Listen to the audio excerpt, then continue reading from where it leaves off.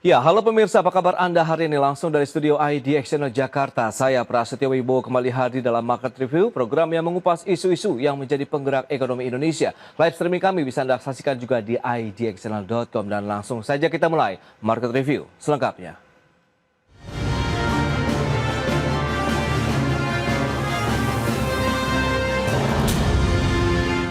Ya, pemirsa, pelaku usaha logistik nasional mengkhawatirkan konflik geopolitik di wilayah kawasan Timur Tengah akan memicu lonjakan biaya logistik internasional, apalagi pemerintah Iran telah mengancam untuk menutup jalur pelayaran internasional di Selat Hormuz.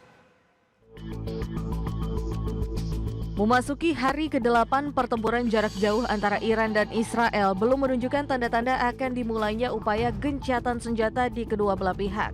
Bahkan kedua negara semakin meningkatkan intensitas serangan, baik dengan menggunakan rudal jarak jauh, drone kamikaze maupun pesawat tempur di wilayah dan fasilitas strategis.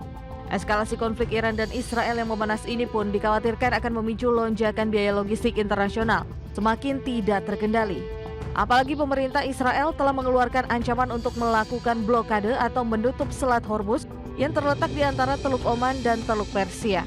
Selat Hormuz merupakan salah satu jalur distribusi komoditas energi dunia, yaitu minyak dan gas dari Timur Tengah ke Asia Pasifik. Badan Energi Internasional seperti dikutip media mencatat, rata-rata minyak mentah yang diangkut melalui Selat Hormuz mencapai 20 juta barel per hari atau setara 30% total perdagangan dunia. Sementara pengiriman gas alam cair atau LNG tercatat mencapai 20% porsi perdagangan global. Lantas sejauh mana dampak konflik Iran dan Israel terhadap jalur distribusi dan biaya logistik internasional?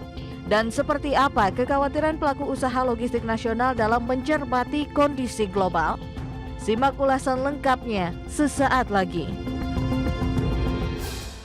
Ya, pemirsa, untuk membahas tema kita kali ini, waspadai kenaikan biaya angkutan logistik internasional. Kita sudah tersambung melalui Zoom bersama dengan Bapak Trismawan Sanjaya. Beliau adalah Wakil Ketua Umum Bidang Rantai Pasok DPP Asosiasi Logistik dan Forwarder Indonesia, Alfi. Ya, halo Pak Tris, apa kabar? Apa kabar baik Mas Pras? Apa kabar kita ketemu lagi nih Mas Pras? Ya, kabar baik. Terima kasih juga atas waktu yang disempatkan Pak Tris, dan sudah bergabung juga ada Ibu Ima Mayasari, pengamat hukum dan kebijakan publik dari Universitas Indonesia. Halo Bu Ima, apa kabar? Alhamdulillah baik Mas Pras. Baik, Semoga terima kasih. Ya, ini menarik kalau kita cermati, semakin panas nampaknya konflik di wilayah Timur Tengah begitu ya. Dan mungkin dari Alfi juga bisa mereview seperti apa sih saat ini update dari sektor logistik dan forwarder di tanah air paling tidak hingga semester 2 tahun ini dengan tekanan yang berasal dari global tadi begitu dan juga kondisi di dalam negeri ini, Pak Tris. Ya, terima kasih Mas Pras. Mungkin sedikit saya gambarkan, kita Ya. memang di industri logistik ini agak bertubi-tubi sejak tahun lalu ya. Artinya dengan posisi geopolitik global yang ada, lalu juga mungkin di masalah internal kita juga baru dengan pemerintahan yang masih baru. Dan ini memang sektor dari geopolitik global ini sangat mendominasi isu-isu logistik terkait dengan di tahun lalu adanya juga kasus di Timur Tengah, adanya perang di sekitar Laut Merah, lalu juga kita baru dengar kasus yang ada di US, kebijakan tentang reciprocal tarifnya dari Presiden Trump. Dan Oke. ini memang berdampak terhadap situasi kondisi logistik secara global. Dan yang menariknya memang kondisi di Indonesia sendiri sebetulnya industri logistik itu sedang coba memperbaiki situasi. Di mana kalau kita rekam data daripada Badan Pusat Statistik bahwa kalau dilihat dari transaksi perdagangan kita itu kan juga masih surplus dan dilihat juga pertumbuhan ekspor kita cukup baik gitu ya pertumbuhannya. Dan kalau kita mengacu juga dari berita tentang terkait bisnis pembiayaan perdagangan, ternyata di trade finance kita di perbankan nasional itu menunjukkan pertumbuhan positif di sepanjang awal 2025 sampai di kuartal kedua ini. Dan ini artinya kan menandakan bahwa transaksi perdagangan kita cukup membaik. Seharusnya ini bisa menjadi momentum di mana kita bisa bertumbuh selanjutnya di kedepannya. Namun dengan isu terakhir adanya perang Iran-Israel ini juga menjadi isu baru karena ternyata kan sangat strategis area yang terjadi konflik perang di zona ini. Ya. Dan itu menjadi kekhawatiran kami sebetulnya bagaimana kita mengupdate situasi logistik setelah di semester kedua nanti atau ke tahun depannya jika ini berkepanjangan. Itu Mas Pras Iya, situasi saat Pak ini. Tris, tapi kalau kita lihat dampak begitu terkait dengan pergerakan arus barang di jalur logistik internasional begitu ya, dengan memanasnya konflik di Timur Tengah, Iran dan juga Israel, kemudian ancaman dengan ditutupnya Selat Hormuz sendiri seperti apa Pak kira-kira? Ya, jadi gini, kalau kita lihat kan Selat Hormuz ini di sana ada Teluk Persia, Teluk Oman yang menjadi jalur distribusi minyak mentah. Ya, Dan itu minyak mentah kan kita eh, ketahui bahwa memang masih dominasi pemakaian bahan bakar fosil sangat dominan terutama di moda transport. Sehingga kalau ternyata terhambatnya distribusi daripada minyak mentah ini atau barangkali juga terjadinya shortage supply minyak mentah, maka akan berakibat terhadap juga aktivitas moda transport yang ada, baik oke. itu di laut, darat maupun di udara. Karena dampak dari eh, kelangkaan nanti suplai minyak mentah maka akan berakibat terhadap kenaikan harga terutama di bahan bakar dan ia pasti akan berdampak terhadap keseluruhan karena menjadi eh, key daripada kegiatan rantai pasok. Nah, kenaikan ini pasti akan berdampak terhadap inflasi global yang pastinya juga akan berimbas kepada situasi logistik dalam negeri. Gitu sih Mas Pras. Oke, itu dia beberapa poin ya, bahan bakar, kemudian adanya kenaikan biaya operasional dan lain-lain begitu ya, dengan Iya. adanya peningkatan eskalasi begitu di wilayah Timur Tengah. Bu Ima sendiri melihat bagaimana kalau mencermati dinamika geopolitik, geoekonomi global saat ini? Ya, terima kasih. Nah, memang kita melihat ya saat ini Hmm, terjadi dinamika geopolitik dan kemudian geoekonomi global yang kemudian kita bisa melihat semakin kompleks gitu ya. Yang ya, tadi dijelaskan ketegangan perang antara Israel dengan Iran gitu ya di Timur Tengah. Lalu kemudian perang antara Rusia Ukraina yang juga belum mereda serta bagaimana tadi disampaikan oleh narasumber bahwa terkait dengan rivalitas Amerika Serikat dan Tiongkok itu memicu artinya terjadi disrupsi pada rantai pasok global dan kebijakan yang terkait dengan reshoring dan shoring yang diambil oleh sejumlah negara itu juga bisa mengubah lanskap perdagangan di dunia ini yang hmm. kemudian menciptakan sebuah ketidakpastian yang tinggi ya, termasuk yang salah satunya di sini adalah di sektor terkait dengan logistik. Gitu ya, Mas Pras. Ya, tapi kalau kita lihat dengan pergerakan arus barang di jalur logistik internasional sendiri, menurut kacamata Anda, seperti apa dampaknya? Kalau memang tadi dari Alfi sendiri mengkhawatirkan kenaikan harga BBM, kemudian biaya operasional membengkak, dan ini bisa memicu ya negara-negara eksportir lainnya, termasuk mungkin Indonesia juga, dan juga importir, mengingat kita sudah net importer untuk bahan bakar migas kita, begitu. Iya, tentu dampaknya signifikan menurut saya. Hmm, Memang ketegangan geopolitik yang terjadi ya di sisi lain menciptakan resiko keamanan di jalur pelayaran utama gitu ya. Sehingga oke. kemudian bisa menyebabkan pengalihan rute, keterlambatan pengiriman, serta naiknya biaya asuransi dan operasional yang juga tadi sudah dijelaskan gitu ya. Dan sekarang juga negara-negara justru lebih proaktif, protektif ya dalam hal ini untuk memperketat peraturan ekspor impor yang juga berdampak pada kelancaran arus barang secara global. Nah, ini juga Hmm. banyak sekali tantangan yang harus dihadapi dan dampaknya juga cukup signifikan. Begitu, Mas Pras. Ya, itu dia. Berarti memang saat ini justru bertambah ya tekanan terkait dengan sektor logistik internasional maupun di dalam negeri dengan memanasnya konflik ya antara Iran dan juga Israel yang masih saling menyerang begitu ya. Kita akan bahas lebih jauh nanti bagaimana strategi yang perlu diterapkan di segmen berikutnya. Kita akan jeda sebentar dan pemirsa, pastikan Anda masih bersama kami.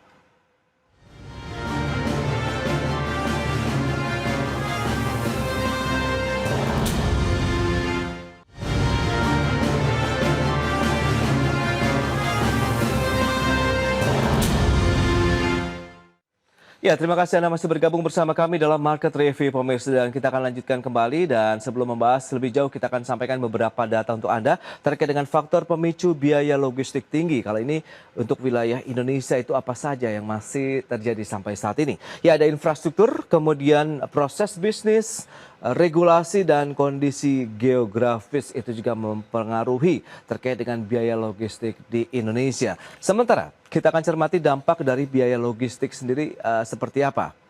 Ya, pertama ada menurunkan daya saing juga, kemudian meningkatkan harga barang serta menghambat pertumbuhan ekonomi secara keseluruhan. Itu dia beberapa data dan kita akan lanjutkan kembali bersama dengan Bapak Trismawan dan juga Ibu Ima Mayasari. Baik, dengan beberapa data tadi yang sudah disampaikan ini Pak Tris, menarik kalau kita cermati selain memang kondisi global, tadi sudah Anda sampaikan memberi tekanan yang cukup kuat karena ini sudah berlangsung lama begitu ya. Kita tahu di Laut Merah, kemudian sekarang Selat Hormuz yang akan ditutup. Nah, Anda melihat bagaimana dengan beberapa data faktor-faktor pemicu biaya logistik tinggi? Ada infrastruktur, proses bisnis, regulasi, kondisi geografis ditambah dengan kondisi global. Nah, ini dia seperti apa nih struggling, kemudian strategi apa saja yang mungkin sudah disiapkan teman-teman dari logistik? Ya, gini Mas Pras. Jadi kalau kita bicara di infrastrukturnya dulu ya, infrastruktur kita kan memang kita berbeda nih. Kita bukan negara yang mainland, negara kita adalah negara kepulauan. Sehingga memang infrastruktur yang dibangun ini akan sangat kompleks dibandingkan negara-negara lain, terutama di kawasan Asia. Nah, kalau kita melihat memang infrastruktur yang dibangun untuk jalan penghubung ya, jalan darat itu sudah bagus lah gitu. Tapi yang kita masih kesulitan kan bagaimana menghubungkan lintas pulau kita ini, artinya dengan moda angkut lautnya. Selama ini kita memang belum ada untuk bagaimana disparitas daripada harga antara barat dan timur kita, wilayahnya masih timpang. Nah, ini memang karena masalah keseimbangan distribusi antara barat dan timur, di mana sentralisasi industri akan sangat berpengaruh untuk pembangunan infrastrukturnya.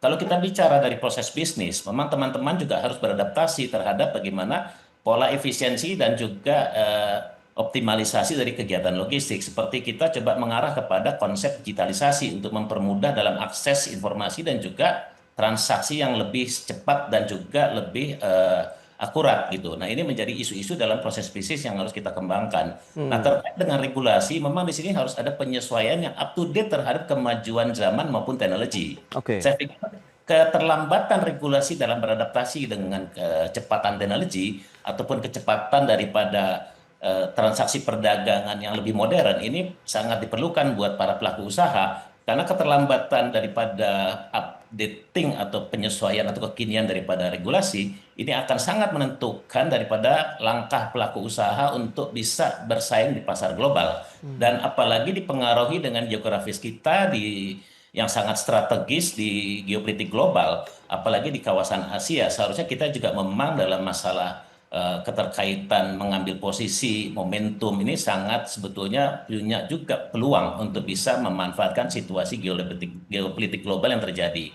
Seperti kita ketahui, kita memang menjadi negara yang menjadi target konsumen sebagai konsumen daripada pemasok-pemasok. Sehingga kita bisa mengambil momen sebetulnya bagaimana merubah konsep dari konsumen menjadi juga produsen dan konsumen. Artinya kita bisa menarik investor dari struktur geopolitik yang ada di global ini untuk memindahkan para investor ke kita lebih agresif lagi. Itu sih Mas Pras. Oke, nah dari sisi kebijakan yang sudah dilakukan oleh pemerintah, Bu Ima, menurut Anda saat ini on the track tidak untuk melihat eskalasi yang tengah terjadi saat ini? Apakah dalam artian step by step-nya sudah tepat begitu, Bu Ima?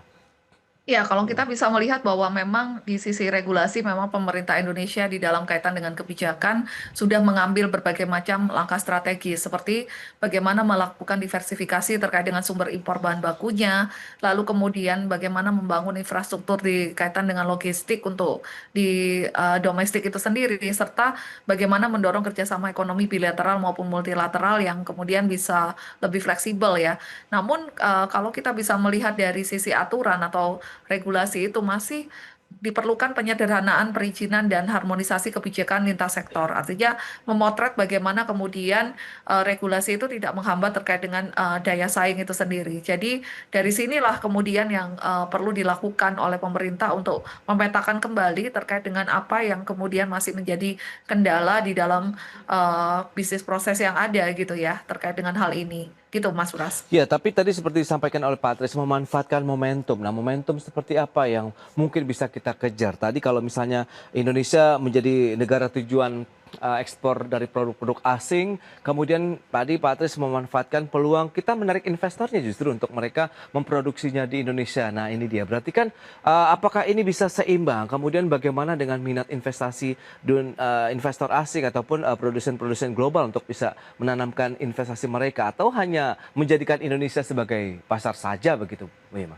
Ya, kalau saya melihat tantangan utama masih terkait dengan aspek kepastian hukum ya. Bagaimana Oke. kemudian terkait dengan konsistensi soal kebijakan atau regulasi gitu kan. Itu masih menjadi tantangan utama di Indonesia. Masih bagaimana kemudian membuat investor itu diberikan aspek di dalam hal ini adalah kepastian hukumnya dan kepastian berinvestasi di Indonesia.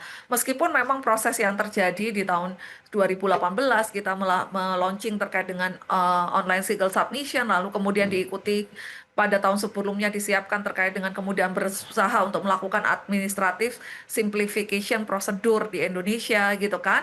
Lalu sudah ada kemajuan dengan reformasi yang ada seperti adanya Undang-Undang Cipta Kerja Ya. dan pengintegrasian layanan perizinan berusaha melalui OSS.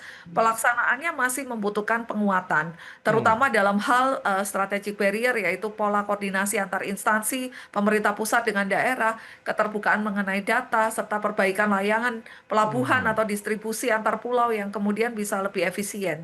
Kalau menurut saya sih seperti itu. Baik, itu dia beberapa tantangannya, koordinasi, integrasi pemerintah pusat daerah, kemudian kepastian hukum. Nah, dari sisi pelaku usaha, Pak Tris, Anda melihat bagaimana upaya pemerintah saat ini? Sudahkah sesuai dengan harapan juga dari pelaku usaha logistik? Mengingat justru dengan adanya kondisi seperti ini memang dibutuhkannya insentif, entah itu kebijakan-kebijakan yang pro juga nih terhadap sektor logistik, Pak Tris. Ya begini Mas Pras, kalau kita bicara logistik atau rantai pasok Indonesia, kita ini sebelum ada satu kementerian atau badan khusus yang menangani rantai pasok dan logistik. Oke. Sehingga begitu banyak instansi atau lembaga yang bicara atau terpikat dengan kegiatan logistik kita. Hmm. Baik dari sektor industri, perdagangan, lalu pangan. Ya, belum ada sinergitas yang membuat satu komando dalam industri rantai pasok maupun logistik ini. Oke. Sehingga itulah yang menjadi bias dalam hal bagaimana membuat kebijakan, bagaimana mensinkronisasi kebijakan antar lembaga dan instansi tadi dan kementerian, sehingga disinilah kita melihat kadangkala alignment daripada kebijakan itu antar instansi terkait dengan kebijakan rantai pasok ini atau logistik sangat rentan gitu. Artinya karena memang koordinasinya harus dalam satu komando kami Hmm. melihatnya, sehingga mengurangi atau mereduksi daripada ego sektoral, ya mengurangi juga dari sisi bagaimana lintas komunikasi dan sosialisasi antar lembaga dan instansi. Nah ini kan belum ada. Jadi kalau kita bicara dalam hal ketahanan pangan segala macam kan sudah ada badan pangan gitu. Oke. Atau di rantai pasok ini kan belum ada single komando untuk mengintegrasikan kelembagaan dan instansi yang terkait gitu Mas Pres. Oke, itu dia lagi. Masih sama lah ya kalau kita bicara mengenai sinkronisasi kebijakan begitu ya pusat dan daerah. Kemudian Anda melihat kalau kita tarik lagi lebih jauh kepada logistik internasional, kenaikan dari biaya logistik ini akankah menekan atau justru jadi peluang begitu. Kita bahas nanti di segmen berikutnya Pak Tis. Kita akan jeda lagi sebentar nanti ke Bu Ima. Pemirsa, kami akan segera kembali usai pariwara berikut ini.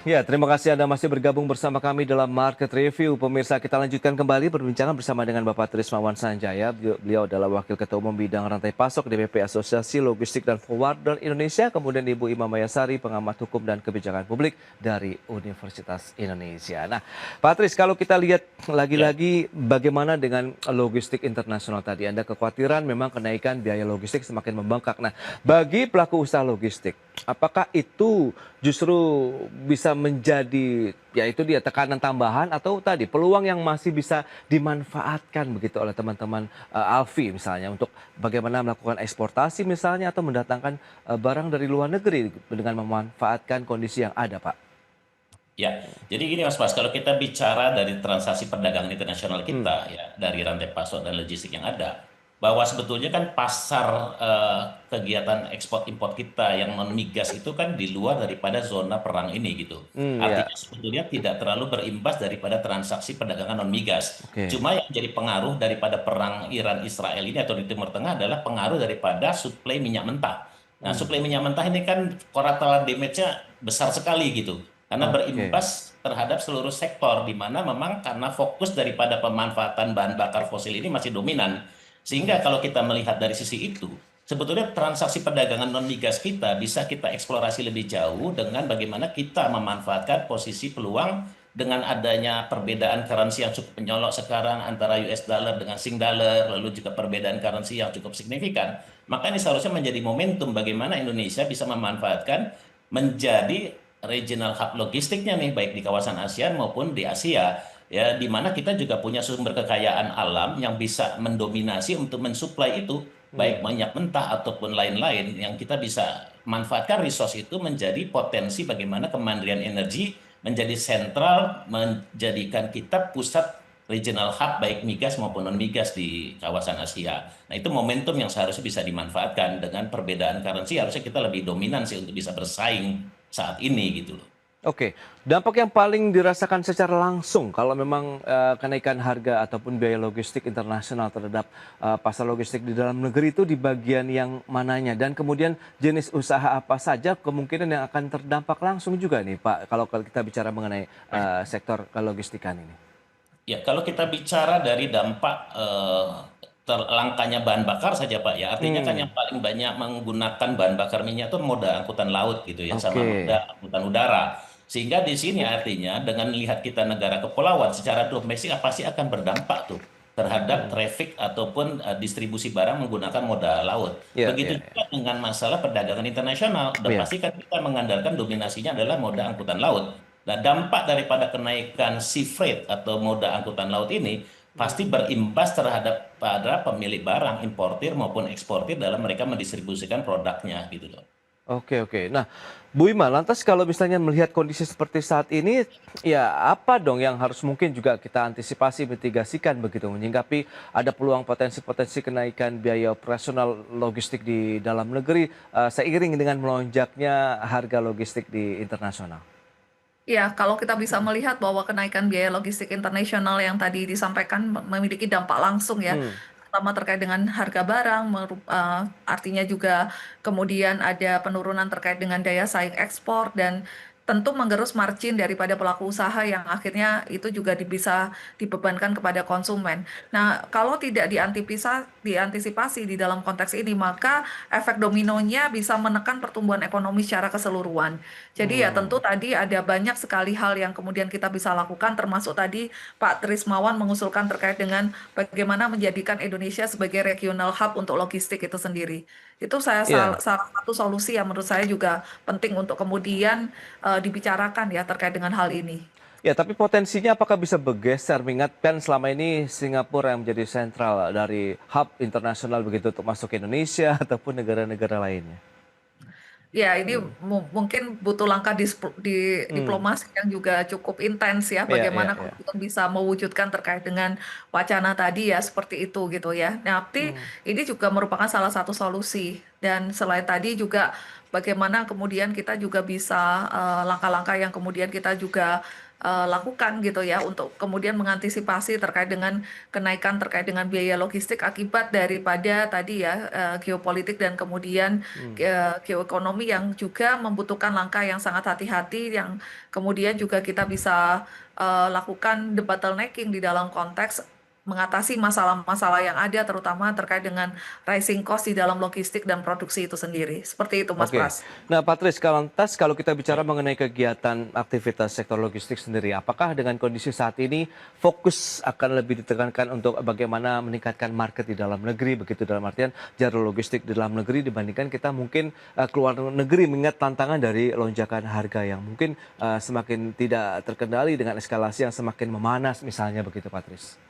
Ya, memang itu juga menjadi concern kita para teman-teman di Alfi, Pak, Ya. sebagai pelaku usaha logistik. Artinya, bagaimana kita mengeksplor untuk mengambil alih kegiatan logistik domestik itu menjadi sangat lebih dominan untuk kita. Ya. Tapi mengingat memang negara kita negara kepulauan dan juga terjadi perbedaan sentralisasi industri ini kan juga harus kita pertimbangkan. Artinya kondisi dalam negeri ini masih terbatas, Pak. Kalau kita bicara bagaimana distribusi barang dari barat ke timur, lalu bagaimana dari timur ke barat, ini kan juga komoditinya nggak berimbang. Artinya kita mulai perlu melakukan adjustment atau penyesuaian. Contoh kalau kita kirim barang-barang pusat dari wilayah Jawa itu kan banyaknya produk-produk industri. Ya. Ya sementara kalau kita ambil dari timur itu kan dari ke tambang, perkebunan, ya perikanan. Sehingga ini memang moda transportnya memang butuh yang multi purpose atau mungkin yang bisa melakukan penyesuaian bagaimana mengkombinasi komoditi yang bersangkutan gitu. Karena nggak mungkin kan kalau kita bicara nanti barangnya tidak sejenis ya, modanya juga terlalu khusus hanya untuk industri, akhirnya nggak bisa reverse-nya dilakukan. Nah, kalau reverse logistik tidak bisa dilakukan, akhirnya cost-nya juga masih tinggi. Itu kan yang terjadi sekarang, kenapa disparitas antara barat dan timur kita masih belum bisa Iya. kita reduksi secara maksimal gitu. Oke, tapi upaya-upaya untuk bisa mengatasi tadi disparitas harga yang cukup tinggi itu kan kita tahu bahwa pemerintah juga menerapkan satu harga begitu antara Indonesia bagian barat, timur, Iya. begitu tengah, sehingga ini bisa meningkatkan lah dari sisi keekonomisan ataupun daya ekonomi masyarakat di Indonesia Timur misalnya. Menurut Anda Iya. ini cukup menjadi suatu hal yang menguntungkan bagi pelaku sektor logistik sendiri atau tidak sebenarnya, Patris? Iya, jadi begini, kalau memang ada wacana ke sana dan apa yang Hmm, sudah ada sekarang, itu sangat kami appreciate gitu ya, kami ya, hargai. Dan itu memang betulnya bisa menjadi momentum buat teman-teman pelaku logistik memanfaatkan industri logistik domestik ini menjadi salah satu key buat pelaku hmm, kita. ya, Namun ya. yang sekarang kan artinya kondisi pembangunan di wilayah timur dengan barat tetap masih perlu waktu untuk bagaimana menyelaraskan itu supaya Oke. volume maupun juga apa namanya keseragaman produk itu bisa kita sesuaikan dalam moda angkut yang sama. Nah, ini juga menjadi catatan sebetulnya Mas Bas, kalau kami teman-teman di Alfi lebih baik Hmm. bagaimana kita bersinergi nih antara pelaku usaha yang ada di timur, di barat itu untuk bisa melakukan sinergi dan kolaborasi dalam meng-create regional-regional hub ya di wilayah kita sendiri untuk ngebangun satu pusat konsolidasi gitu untuk bagaimana mendistribusikan barang secara terintegrasi. Seperti itu sih Mas Pras. Oke, itu dia. Berarti memang masih tetap ada peluang dan juga tantangan nampaknya di sektor logistik kalau kita memang mau tetap fokus di dalam negeri begitu ya. Di mana tadi Bu Ima sudah menyebutkan bahwa ya tantangan terkait dengan kepastian hukum, koordinasi juga antara pemerintah pusat dan daerah, pelaku usaha juga, sehingga ada satu visi yang sama begitu ya untuk bisa mendorong sektor logistik di Indonesia bisa menjadi tuan rumah juga di negeri sendiri begitu ya. Baik Pak Tris dan juga Ibu Imah, mohon maaf ini waktu terbatas. Terima kasih banyak atas Ya, informasi, update dan juga insight yang sudah diberikan pada hari ini. Selamat melanjutkan aktivitas Anda terima kembali. kasih Salam sehat, sampai Mas. berjumpa kembali Pak Ya, Tris. terima Terima kasih kasih Bu Terima Imah. kasih, Mas Ya. Mas, sampai Mas. jumpa. Kawan, makasih. Ya pemirsa, jangan beranjak dari tempat Anda karena sesaat lagi kami masih akan kembali dengan tema menarik lainnya di mana cukai minuman berpemanis batal berlaku di tahun 2025. Market Review segera kembali.